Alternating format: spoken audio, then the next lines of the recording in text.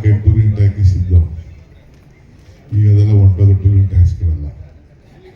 So ಎಲ್ಲ ನನ್ನ ಸದಸ್ಯರನ್ನೆಲ್ಲ ಭೇಟಿ ಮಾಡೋಂಥ ಭಾಗ್ಯ ಸಿಕ್ತು.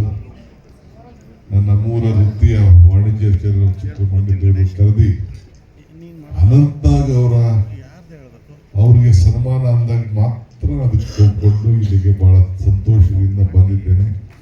ಭಗವಂತ ಎಲ್ಲಿ ಶ್ರಮ ಇದೆಯೋ ಅದು ಫಲ ಇದೆ, ಎಲ್ಲಿ ಮನಸ್ಸಿದೆಯೋ ಮಾರ್ಗ ಇದೆ, ಎಲ್ಲಿ ಭಕ್ತಿ ಇದೆಯೋ ಅಲ್ಲಿ ಭಗವಂತ ಇದ್ದಾನೆ. ಹಂಗೆ ಅವರ ಶ್ರಮಕ್ಕೆ ಇವತ್ತು ಕೇಂದ್ರ ಸರ್ಕಾರ ಗುರುತಿಸಿ ಅವ್ರಿಗೆ ಈ ಒಂದು ಪದ್ಮಭೂಷಣ ಪ್ರಶಸ್ತಿ ಕೊಟ್ಟಿರೋದು ಬಹಳ ಸಂತೋಷ. ಇದು ಅವ್ರಿಗೆಲ್ಲ ನಮ್ಮ ಕರ್ನಾಟಕ ರಾಜ್ಯದ ಎಲ್ಲ ಕಲಾವಿದರಿಗೂ ತಂದಂಥ ಒಂದು ದೊಡ್ಡ ಗೌರವ ಅಂತ ನಾನು ಭಾವಿಸ್ಕೊಂಡಿದ್ದೇನೆ. ಸ್ಟೇಜ್ ಮೇಲೆಲ್ಲ ಭಾಳ ಜನ ರಘು ಅವ್ರಿಗಿನ್ನೇ ಸನ್ಮಾನ ಮಾಡಿದ್ದೆ ನಾನು ಯಾವುದೋ ಸಂದರ್ಭದಲ್ಲಿ. ಭಾಳ ಲೀಡರ್ಸ್ ಎಲ್ಲ ಭಾಳ ನಾಯಕರೆಲ್ಲ ಇದ್ದಾರೆ. ಇಲ್ಲಿ ಪಟ್ಟಿ ಕೊಟ್ಟು ನನ್ನ PA ಒಂದು 40 ಹೆಸರು ಹೇಳಬೇಕು. ಕೆಳಗಡೆ ಇರೋ ಹೆಸರು ಹೇಳಬೇಕು, ಮೇಲ್ಗಡೆ ಇರೋ ಹೆಸರು ಹೇಳಬೇಕು.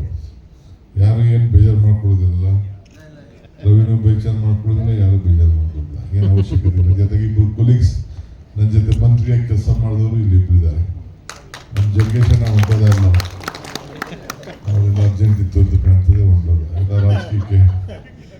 ರಾಜಕೀಯಕ್ಕೆ ಪ್ರವೇಶ ಮಾಡಿದವ್ರು ಭಾಳ ಇದೆ. ಈ ರಾಜಕೀಯಕ್ಕೂ ಈ ಸಿನಿಮಕ್ಕೂ ಭಾಳ ದೊಡ್ಡ ನಂಟು ಮೊದಲಿನ ಕೂಡ. ಏನು ಮಾಡೋಕ್ಕಾಗಲ್ಲ. ನೀವೆಲ್ಲ ಬಣ್ಣ ಹಾಕೊಂಡು ನಾಟಕ ಆಡ್ತಾ ಇದ್ದೀರಿ, ನಾವು ಬಣ್ಣ ಹಾಕೊಂಡಿದ್ದೀವಿ. ಅಷ್ಟೇ ನಮಗೂ ನಿಮಗಿರುವಂಥ ವ್ಯತ್ಯಾಸ. ದಿನ ಒಂದೊಂದು ಆಡ್ತಾ ಇರ್ತೀವಿ, ದಿನ ಒಂದೊಂದು ಎಲ್ಲ ಬಿಡ್ತಾ ಇರ್ತೀವಿ, ದಿನ ಉಳಿಸ್ಕೊತಾ ಇರ್ತೀವಿ, ಏನೇನೋ ನಡೀತಾ ಇರ್ತದೆ. ಇರಲಿ, ತಾವೆಲ್ಲ ಕನ್ನಡ ಚಿತ್ರರಂಗಕ್ಕೆ ನನಗೆ ಭಾಳ ಜನ ರಾಷ್ಟ್ರ ಮಟ್ಟದ ಅನೇಕರು ಉದ್ಯಮಿಗಳು ಎಲ್ಲ ಬಂದು ಭೇಟಿ ಮಾಡ್ತಾ ಇರ್ತಾರೆ. ಈಗ ಎಲ್ಲ ಒಂದು 3-4 ವರ್ಷದಿಂದ ನಮ್ಮ ಸ್ಯಾಂಡಲ್ವುಡ್ ಬಾಲಿವುಡ್ನ ಟೇಕ್ ಓವರ್ ಮಾಡಿದೆ ಅಂತ ಕೂಡ ತಿಳಿಸ್ತಾ ಇದ್ದಾರೆ. ಅದನ್ನ ಉಳಿಸ್ಕೊಳ್ಬೇಕು. ಮೊನ್ನೆ ಫಿಲಮ್ ಇಂಡಸ್ಟ್ರಿನೇ ಬಂದಿತ್ತು, ಎಕ್ಸಿಬಿಟರ್ಸು ಭಾಳ ಜನ ಬಂದಿದ್ರು ಅಂತ. PVR ಬಂದಿದ್ರು, ಐಎನ್ಎಕ್ಸ್ ಅವ್ರು ಬಂದಿದ್ರು, ಅವರೆಲ್ಲ ಬಂದಿದ್ರಲ್ಲ, ಸಿನೋಪೊಲಿಸ್ ಅವರು ಬೇರೆಲ್ಲ ಬಂದಿದ್ರು. ನಮ್ಮ ಈ ಗೋವಿಂದ ಅಂತವರೆಲ್ಲ ಹೋಗಿ ಸಿನಿಮಾ CM ತಲೆ ತಿಂದು 200 ರೂಪಾಯಿ ಮಾಡಬೇಕು ಅಂತೇಳಿ ಮಾಡಿದ್ರು. ಆ ವಿಚಾರಕ್ಕೆಲ್ಲ ಬಂದಿದ್ರು. ಇದು ಇಂಡಸ್ಟ್ರಿ ಬೆಳೀತಾ ಇದೆ. ನಟನೆ ಮಾಡೋರು, ತಯಾರು ಮಾಡೋರು ಒಂದು 50 ಜನ ಇದ್ರು ಕೂಡ, ಪ್ರೊಡ್ಯೂಸರ್ಸ್ ಎಲ್ಲ ಒಂದು 5-6 ಜನ ಇದ್ರು ಕೂಡ, ಅದು ಹಿಂದೆ 1000 ಜನ ಇರ್ತಾರೆ. ಆ ವೃತ್ತಿ ಕಲೆ ಯಾರಪ್ಪನ ಮನೆ ಆಸ್ತಿನೂ ಅಲ್ಲ. ನಾವೆಲ್ಲ ಇದನ್ನ ಉಳಿಸ್ಕೊಂಡು ಬೆಳೆಸ್ಕೊಂಡು ಬರಬೇಕು. ಮೊನ್ನೆ ಯಾರೋ ನಮ್ಮ ಪೊಲ್ಯೂಷನ್ ಕಂಟ್ರೋಲ್ ಬೋರ್ಡ್ ನೋಟಿಸ್ ಹೋಗಿ ಇದನ್ನ ನಿಲ್ಲಿಸ್ಬಿಟ್ಟು ಬಿಗ್ ಬಾಸ್. ನನಗೆ ಭಾಳ ನೋಡಿದೆ ಟಿವಿಲಿ, ಮತ್ತೊಂದು ರಿಯಾಕ್ಷನ್ ಎಲ್ಲ ಎಂತಕ್ಕೆ ಮಾಡಿದ್ರು ಏನೋ ಗೊತ್ತಿಲ್ಲ. ತಕ್ಷಣ ಇಮಿಡಿಯೇಟಿಗೆ ನಾನು ಇಂಟರ್ವ್ಯೂನ್ ಆಗಬೇಕಾದಂಥ ಅನಿವಾರ್ಯತೆ ನನಗೆ ಬಂತು. ಏಕೆಂದರೆ ಇದರಿಂದ ಎಷ್ಟು ರಿಯಾಕ್ಷನ್ಸ್ ಇರ್ತದೆ, ಪಬ್ಲಿಕ್ ಅಟೆನ್ಷನ್ ಇರ್ತದೆ ಅಂತ ಕೂಡ ನನಗೆ ಅರಿವಿದೆ. ಏನಂತ ದೊಡ್ಡ ಪೊಲ್ಯೂಷನ್, ಏನು ಪೊಲ್ಯೂಷನ್ ಮಾಡ್ತಾರೆ ಶೂಟಿಂಗ್ ಮಾಡಬೇಕಾದ್ರೆ. ಇವೆಲ್ಲ ಬೇಡಪ್ಪ ಅಂತೇಳಿ ಆಫೀಸರ್ಸ್ ಕೇಳಿ ರಾತ್ರಿ ಓಪನ್ ಮಾಡಿಕೊಟ್ಟೆ. ಇರಲಿ, ಇವತ್ತು ಇಂಡಸ್ಟ್ರಿ ದೊಡ್ಡ ಬೆಳೆದಿದೆ, ಕಾಂಪಿಟೇಷನ್ ಜಾಸ್ತಿ ಆಗಿದೆ. ಟಿವಿಗಳು ವಿಪರೀತ ಬಂದಿದೆ, ಎಷ್ಟೋ ಟಿವಿಗಳೆಲ್ಲ ಮುಳುಗೋಗಿದೆ. ಎಲ್ಲ ಕೂಡ ಆಗ್ತಾ ಇದೆ. ಮೊದಲಿನ ಇತಿಹಾಸಗಳು ಕೂಡ ಈಗ ಟೆಕ್ನಾಲಜಿ ಎಷ್ಟು ಚೇಂಜ್ ಆಗಿದೆ. ಆರ್ಟಿಫಿಷಿಯಲ್ ಇಂಟೆಲಿಜೆನ್ಸ್ ಈಗ ಬಂದ್ಬಿಟ್ಟು ಈಗೇನು ಯಾವ್ದಾದ್ರು ಒಂದು ಬೇಕಾದ್ರೆ ಹೊಸದಾಗೆ ಈಗ ಇವ್ರು ನಟನೆ ಮಾಡ್ದೇನೆ ಅನ್ನತ್ನಾಗೂ ಇವ್ರನ್ನ ತಿರ್ಗಾ ಹೊಸದಾಗಿ ಇವತ್ತು ಆ್ಯಕ್ಟ್ ಮಾಡ್ತಾ ಇದ್ದಾರೆ ಅನ್ನೋಂತೇಳಿ ಹೊಸ ಒಂದು ಸೃಷ್ಟಿ ಮಾಡೋಂಥ ಅವಕಾಶ ಇವತ್ತೆಲ್ಲ ಕೂಡ ಟೆಕ್ನಾಲಜಿ ಅಷ್ಟು ಬೆಳೆದಿದೆ. ಹಳೆ ಕಾಲನೇ ಬೇರೆ, ಈಗಿನ ಕಾಲನೇ ಬೇರೆ, ಹೊಸ ಇನ್ನು ಮುಂದಕ್ಕಿನ್ನ ಜಾಸ್ತಿ ಆಗ್ತಾ ಇದೆ. ಸೊ ಇಡೀ ಪ್ರಪಂಚ ಈ ಇಂಡಸ್ಟ್ರಿಗೆ ಬಹಳ ದೊಡ್ಡ ಗೌರವನ ಕೊಟ್ಕೊಂಡು ಬಂದಿದೆ. ಹಿಂದೆ ನಮ್ಮ ಅನಂತಾಗ್ ಅವರು ರಾಜಕೀಯಕ್ಕೂ ಪ್ರವೇಶ ಮಾಡಿ ಬೆಂಗಳೂರು ನಗರವನ್ನು ಪ್ರತಿನಿಧಿಸಿ, ಇವತ್ತು ನಾನು ಹೆಂಗೆ ಬೆಂಗಳೂರು ನಗರ ಅಭಿವೃದ್ಧಿ ಮಂತ್ರಿ ಆಗಿದ್ದೀನೋ ಹಂಗೆ ಅವರು ಕೂಡ ನಗರಾಭಿವೃದ್ಧಿ ಮಂತ್ರಿಯಾಗಿ ಕೆಲಸ ಮಾಡಿದ್ರು. ಯಾವ ಕಾಂಟ್ರವರ್ಸಿಗೂ ತೆಗೆದುಕೊಳ್ಳಿಲ್ಲ, ಏನೂ ಮಾಡಲಿಲ್ಲ. ಅವ್ರಿಗೆ ಏನಾಗ್ತದೋ ಸಹಾಯ ಮಾಡಿ ಇವತ್ತು ಅವರು ಕೂಡ ಕೆಲಸ ಮಾಡಿ ಸದ್ಯ ಇಷ್ಟು ನೋಡಿದಾಗ ಇವತ್ತು ಅವ್ರ ವಯಸ್ಸಿನ ಅವ್ರ ಡೇಟ್ ಆಫ್ ಬರ್ತ್ ಹೇಳಿದ್ರು ಇಲ್ಲಿ ನೋಡಿದ್ರೆ ಇನ್ನ ನೋಡಿದ್ರೆ ಹುಡುಗ ನನ್ನಕ್ಕಿಂತ ಚಿಕ್ಕದಾಗಿ ಕಾಣ್ತಾ ಇದ್ದಾರೆ. ಬಹಳ ಸಂತೋಷ. ಅವ್ರಿಗೆ ನಾನು ವೈಯಕ್ತಿಕವಾಗಿ ಅವ್ರಿಗೆ ಅಭಿನಂದನೆ ಮಾಡಂತ ಪುರಂದರಸು ಒಂದ್ ಕಡೆ ಒಂದು ಮಾತು ಹೇಳ್ತಾರೆ. ಇಲ್ಲೇ ನಿಂತ್ಕೊಂಡು ಪುರಂದರಸು ಒಂದ್ ಕಡೆ ಮಾತು ಹೇಳ್ತಾರೆ, ಇದು ಭಾಗ್ಯ ಇದು ಭಾಗ್ಯ ಇದು ಭಾಗ್ಯವಯ್ಯ ಪದುಬನಾಭನ ಪಾದ ಭಜನೆ ಪರಮ ಸುಖವಯ್ಯ ಅಂತೇಳಿ. ನನಗೆ ಈ ಡಿ ಕೆ ಶಿವಕುಮಾರ್ಗೆ ಈ ಅನಂತನಾಗಿನ ಸನ್ಮಾನ ಮಾಡಂತ ಭಾಗ್ಯ ಸಿಗ್ತಲ್ಲ, ಇದೇ ನನ್ನ ಭಾಗ್ಯ ಅಂತೇಳಿ ಭಾವಿಸ್ಕೊಂಡಿದ್ದೇನೆ. ಸೊ ಹಂಗೆ ಬದುಕಿನಲ್ಲಿ 7 ಭಾಷೆಯಲ್ಲಿ ಅಭಿನಯಿಸಿದ್ದಾರೆ, ಬಹಳ ಚಿಕ್ಕದಿಂದ ಭಾಷೆ ಮಾಡಿದ್ದಾರೆ. ಸೊ ನೀವು ಕಲಾವಿದರು ಮತ್ತು ಇಂಡಸ್ಟ್ರಿ ಇದ್ರ ಬಗ್ಗೆ ಮುಂದಕ್ಕೆ ಬಹಳ ದೊಡ್ಡ ಆಲೋಚನೆ ಮಾಡಬೇಕು. ಏನು ಮಾಡೋಕ್ಕಾಗಲ್ಲ, ಇವತ್ತು ಬಹಳ ಕಾಂಪಿಟೇಷನ್ ಇದೆ. ಈ ಕಾಂಪಿಟೇಷನಲ್ಲಿ ನೀವು ಬದುಕಬೇಕು, ನಾವು ಬದುಕಬೇಕು. ಎಲ್ಲ ಥಿಯೇಟ್ರ್ಗಳೆಲ್ಲ ಹೋಗ್ತಾ ಇದೆ, ಎಲ್ಲ ಸಿಗಲ್ಲ. ಥಿಯೇಟ್ರ್ಗಳೆಲ್ಲ ತೆಗೆದುಬಿಟ್ಟು ಈಗೆಲ್ಲ ಕಮರ್ಷಿಯಲ್ ಆಕ್ಟಿವಿಟೀಸ್ಗೆ ಹೋಗ್ತಾ ಇದೆ, ಥಿಯೇಟರ್ಸೇ ಕಡಿಮೆ. ಆಮೇಲೆಲ್ಲ ಮನೆಗಳಲ್ಲೇ ಇದನ್ನು ಹಾಕ್ಕೊಂಡು ಇದನ್ನು OTP ಹಾಕ್ಕೊಂಡು ನೋಡೋಂಥ ಒಂದು ಸಂದರ್ಭ ಈಗ ಬಂದ್ಬಿಟ್ಟಿದೆ. ಸೊ ಆಗ ಇದು ಒಂದು ಇಂಡಸ್ಟ್ರಿಗೆ ಟೆಕ್ನಾಲಜಿ ಬಂದಾಗ ದೊಡ್ಡ ಸಮಸ್ಯೆನೇ ಇದೆ.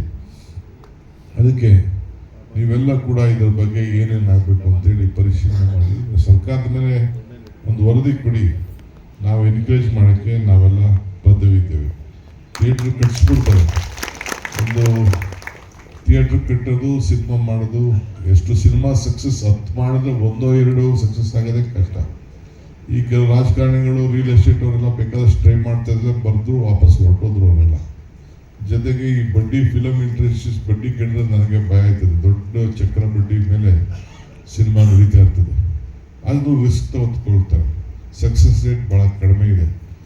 ಆದರೂ ನೀವೆಲ್ಲ ಒಗ್ಗಟ್ಟಿನಾಗಿ ಇಟ್ಕೊಂಡು ಅನೇಕ ಕೆಲವು ಸಂದರ್ಭದಲ್ಲಿ ಮೀಡಿಯಾನು ನಿಮ್ಮನ್ನು ಭಾಳ ಒಂದು ಟೈಮ್ ಪುಷ್ ಮಾಡ್ತಾರೆ, ಇನ್ನೊಂದು ಟೈಮ್ ನಮ್ಮ ರಾಜಕಾರಣಿಗಳು ಹೆಂಗೆ ಮೇಲಿಂದ ಡ್ರಾಪ್ ಮಾಡಿಬಿಡ್ತಾರೋ, ಹೀರೋ 0 ಆಗೋಯ್ತಾನೆ, 0 ಹೀರೋ ಆಗೋಯ್ತಾನೆ.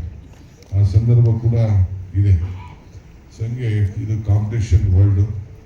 ನಾವು ಈ ಸಂದರ್ಭದಲ್ಲಿ ನಿಮಗೆ ಒಳ್ಳೇದು ಮಾಡಿ, ಮೊನ್ನೆ ಕಾಂತಾರ ಸಿನಿಮಾದ ಇವರು ಫೋನ್ ಮಾಡಿದೆ, ಯಾರಿಗೂ ಇವ್ರಿಗೊಂದು ಪ್ರಶಸ್ತಿ ಕೊಡಬೇಕು ಅಂತೇಳಿ.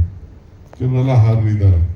ನಾನೇ ಸದ್ಯ ರವಿಚಂದ್ರನ್ ಹಾಕಿದೆ ಕಮಿಟಿಗೆ, ಹೋಗಿ ಕೂತ್ಕೊಂಡು ಸೆಲೆಕ್ಟ್ ಮಾಡಲಿ ಅಂತ. ಹೋಗಿ ಒಂದೇ ಲೇಟಾಗಿ ತಿಳಿಸ್ಬಿಟ್ಟವ್ರೆ ಫಿಲಮಿಂದ ಆಯ್ಕೆ ಮಾಡಿ ಅಂತ. ಅವನ್ನೇನು ಕೇಳಿಲ್ಲ ನಾನು. ಹೊಸತಿ CK ಚಂದ್ರನ್ ಹಾಕಿದೆ ಅಂತ ಕಾಣ್ತದೆ, ಈ ಸತಿ ಇದನ್ನ ಹಾಕಿದ್ದೆ. ಹೋಗ್ಲಿ ಫಿಲಮ್ ಇಂಡಸ್ಟ್ರಿಯಿಂದ ನಾನು ಬೇರೆಯವ್ರದ್ದೆಲ್ಲ ಇಂಟರ್ಫಿಯರ್ ಆಗಿ ಮಾಡ್ತಾ ಸುಮ್ಮನೆ 3-4 ಫೀಲ್ಡ್ಗೆ ಇರಲಿ ಅಂತ ಕಳಿಸಿದ್ದೆ. ನೋಡೋಣ, ಇನ್ನು ಯಾರು ಇದ್ದರೆ ಅವ್ರು ಹೇಳಿದ್ರೆ ಕಂಪ್ಲೀಟ್ ಪ್ರೋಸೆಸ್ ಮಾಡೋಣ. ನಾನು ಇಷ್ಟೇ, ನಾನು ಮಾತಾಡೋದು ರಾಜಕೀಯದವ್ರಿಗೂ ನಿಮ್ಗೆ ಗೊತ್ತಿದೆಯಲ್ಲ, ಮಾತಾಡೋಕೆ ಹೋದ್ರೆ ದಿನನೇ ಮಾತಾಡ್ಬೋದು, ಅಷ್ಟು ನಮ್ಮ ತಲೆಯಲ್ಲಿ ಸಾರಸ್ಯ ಇರ್ತದೆ. ಒಂದು ಯಾವ ನಿಸ್ವಾರ್ಥದ ಒಂದು ತಂಡ ಶ್ಲೋಕ ನಮ್ಮ PA ಬರ್ಕೊಟ್ಟಿದ್ದಾಗ ಏನೋ ಮಾತಾಡೋದು.